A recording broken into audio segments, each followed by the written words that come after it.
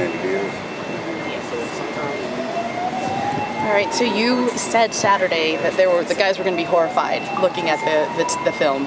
What have you guys seen a little bit looking back through it, and things that you wanted them to clean up a little bit?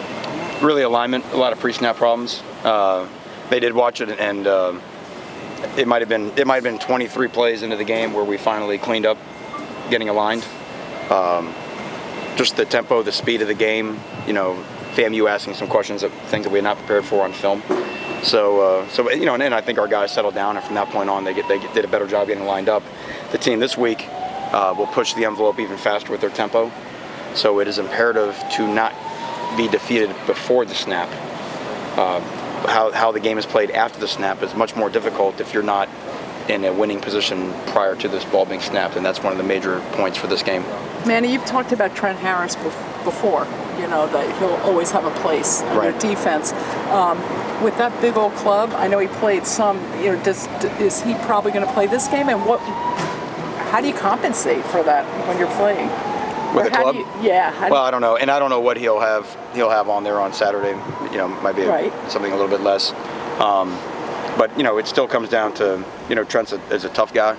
He's got a lot of heart, a lot of determination. And you have to be able to rely on those type of things when you're not 100%. You usually don't play the entire football season at 100% anyway. So Trent's at that point now. He'll give us what he has. With Jaquan Johnson, obviously saw you were using him essentially as a Sam, but in passing situations, is he a guy who can be a Sam even in every down, run or pass option type deals? Yeah, well, and it all depends on what you're getting formationally.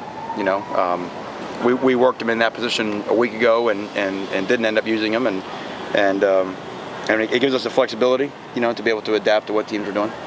Manny, you guys had a great game defensively. I know it was FAMU, whatever, but you gave up 22 rushing yards, and I think you had 15 tackles for loss or something like that. What did you do really well? Our guys played really, really hard. The things that we talked about, and it sounds like coach speak, but I thought we efforted to the ball with it really well, and then I thought we tackled very well when we got there. And then when we tackled, many guys appeared for the tackle. We showed our players plays where all 11 guys, we had plays where our entire front seven either had the solo tackle or the assist. So there was a lot of people getting to the football. The team this week, they present a challenge because of their fast tempo. Fast tempo offenses try to zap your effort. They try to zap your energy. They try and zap your toughness with their tempo to try and get you tired out. So that'll be a major battle this week, because they will probably be one of the fastest teams we play all year. Coach, have you worked on maybe substitution patterns because of the tempo? Yeah, you have to. Yep, you've got to sub. You got to sub in a different manner. You have to play them in a different manner.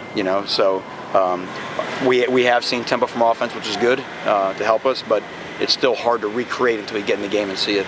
Along those lines, with linebackers specifically, given there's some depth issues there now, do you think the starters will play more snaps, or it's still going to be the same rotation where just the backups have to step up basically and be the next man in? Well, it's what I said even during August. We don't have any choice. We have to have a bunch of guys play. We got to have guys share snaps for us to succeed. You will ultimately pace yourself if you're playing every snap. So we have what we have, and just like we said on Saturday, everybody's got a role to play and everybody's got to play.